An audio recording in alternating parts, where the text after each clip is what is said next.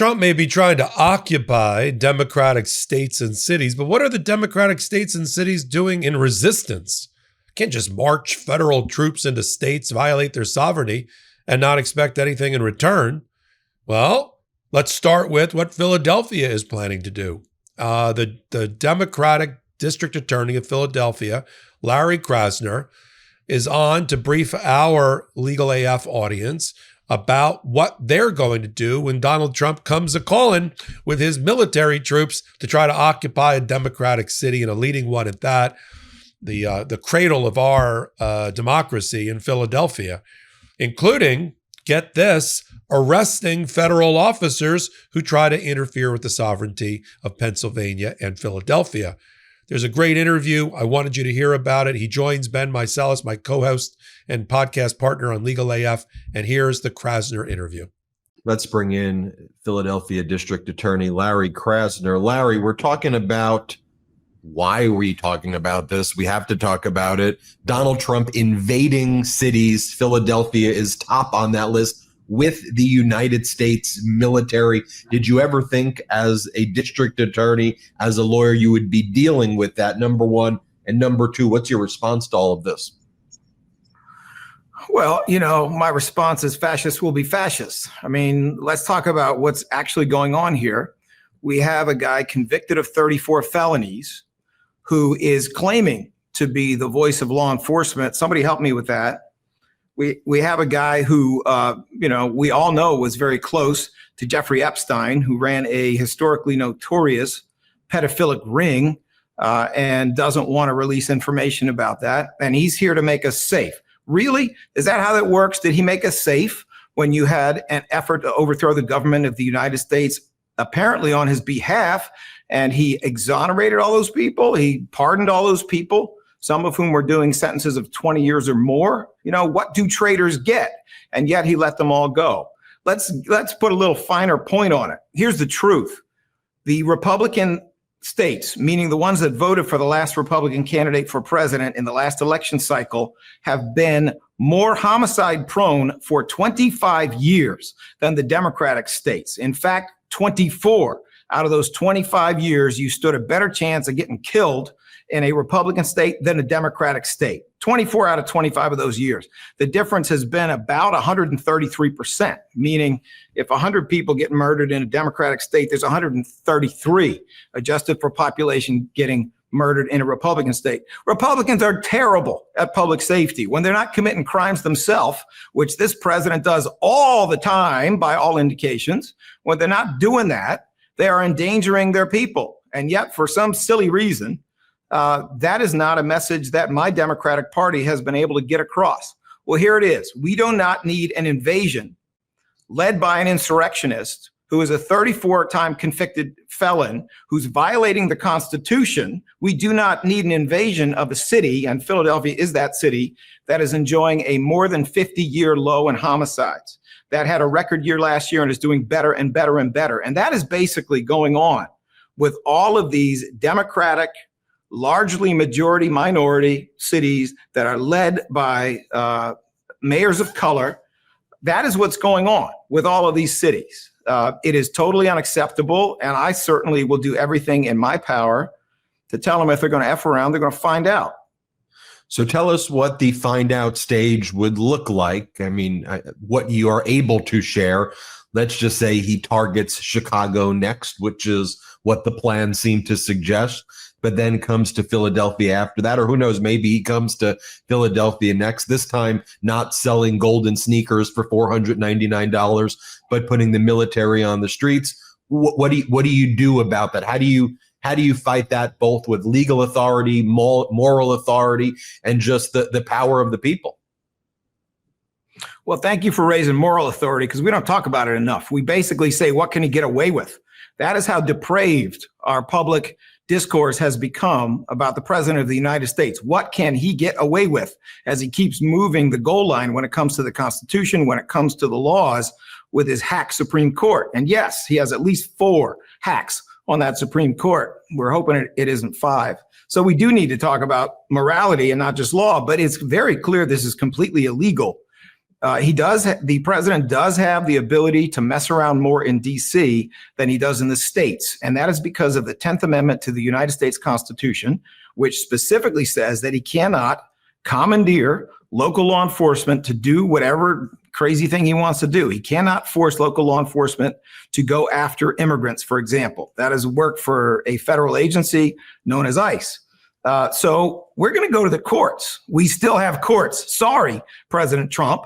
And we are going to bring it to them the same way California has brought it to them, that this is an illegal invasion in many different ways, that it's completely unacceptable. But we have another very important tool, and I want the public to hear this, and I want them to understand that you are not alone. And that important tool is called state prosecution. The president of the United States has zero ability to pardon someone who is convicted in state court. This is why he has not pardoned himself for being convicted in state court of 34 felonies by my, I would say reform prosecutor colleague in Manhattan. This is why he hasn't done that. So if what you have is a group of ICE agents, or you even have the military coming into Philadelphia and they're committing crimes, they're committing assaults that are illegal, homicides that are illegal, they're kidnapping people, they're engaging in unlawful restraint, which is a crime in the Commonwealth of Pennsylvania, they're obstructing the administration of justice. If you have people coming in, military, ICE, whoever it is, acting beyond their legal authority, they can be prosecuted, assuming they commit crimes, in state court. And they cannot be pardoned by the president, which means they get to tell a Philadelphia jury exactly why it is that they thought they could invade this city, and they get to bear the consequences, whether they are handcuffs, a jury trial, or a jail sentence. That's what they get to bear.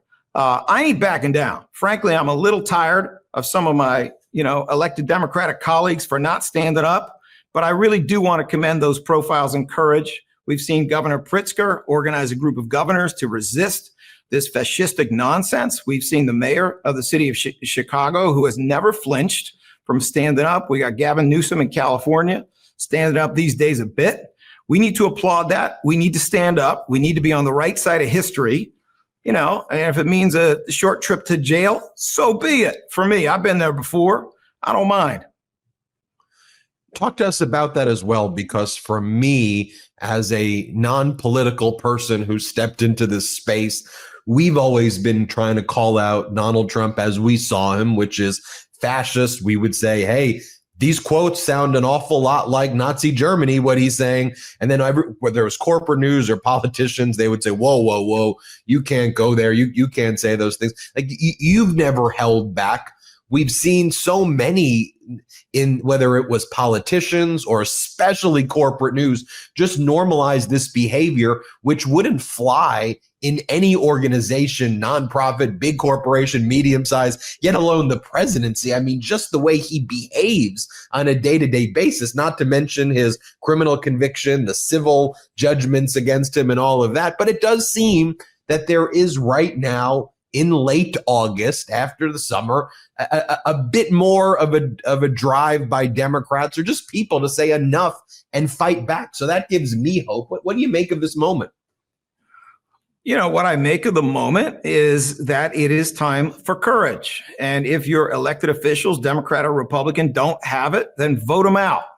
We need to have Americans who are in elected office who stand up for America, who stand up for democracy.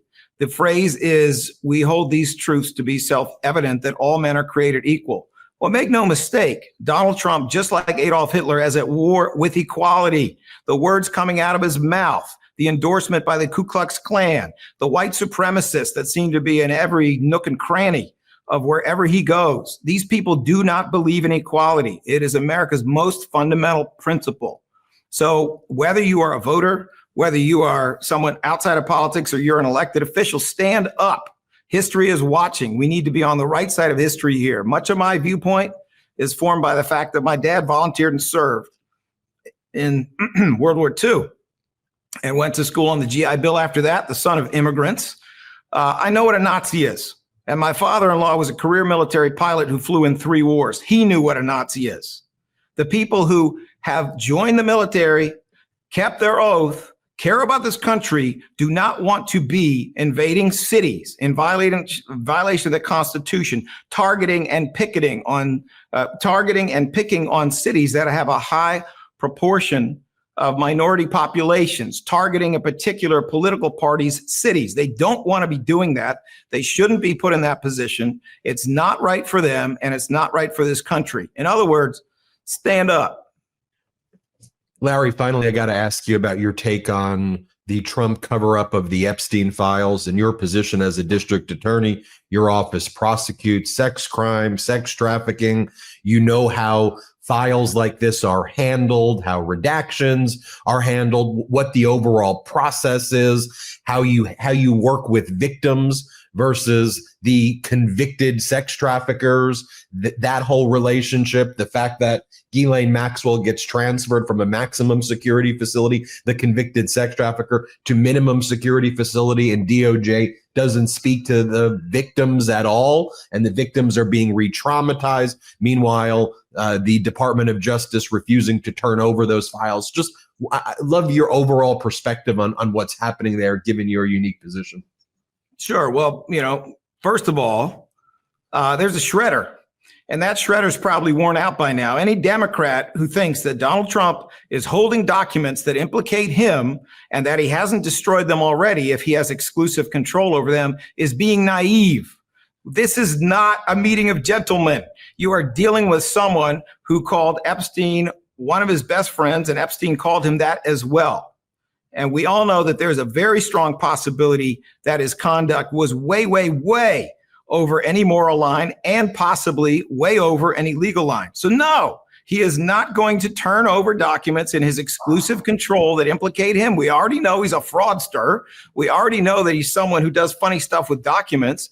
Let's not kid ourselves. But I do think these issues are very closely related, meaning I think a lot of this talk about invading cities comes exactly at a time when there's about to be a press conference, I believe on September 3rd, that is bipartisan, demanding that this information come out. And it's important that whatever information is not already shredded come out, because at least it can be a clue as to what went on there. There is no prosecutor in the world who would ever tolerate what is going on with Ghislaine Maxwell unless it was someone trying to cover up crime. Okay, that's a cover up. That's all that is, plain and simple. That is a cover up. It's a whole bunch of snakes involved in that thing, and they're being snaky. So what we need to do is we need to keep our eyes on the prize, which is we cannot have a monarch. We cannot have an overthrow of the government of the United States. We also cannot be naive and imagine that Donald Trump is somehow going to turn over documents that implicate him, that are in his exclusive control. They're not. We need to keep our eye on the ball as to what he is doing here, and we need to keep pushing for justice. Larry Krasner, District Attorney of Philadelphia, thank you so much for joining us. Thank you for sharing your time and wisdom with us all. Thank you. Welcome back. We sit at the intersection of law and politics here on Legal AF, try to make it one-stop shopping. We bring on the newsmakers. We bring on the attorneys general, the district attorneys, the former judges, the lawyers in the trenches handling the cases, the academics, the professors, the journalists, and of course our own commentary for me. And for example, I've been a lawyer for over 35 years nationally in all the states and federal courts that I talk about. So I'm glad you're here on Legal AF. That's what we want to hear. The leaders of the resistance, like DA Larry Krasner, bringing it to you in one place. Legal AF YouTube channel. Hit the free subscribe button, and let's join together to try to overturn and overthrow, if you will, and resist the Trump administration. Can't get your fill of Legal AF? Me neither. That's why we formed the Legal AF Substack. Every time we mention something in a hot take, whether it's a court filing or a oral argument, come over to the Substack. You'll find the court filing and the oral argument there, including a daily roundup that I do called, wait for it, Morning AF. What else? All the other contributors from Legal AF are there as well. We got some new reporting. We got interviews. We got ad-free versions of the podcast and hot takes. Where? Legal AF on Substack. Come over now to free subscribe.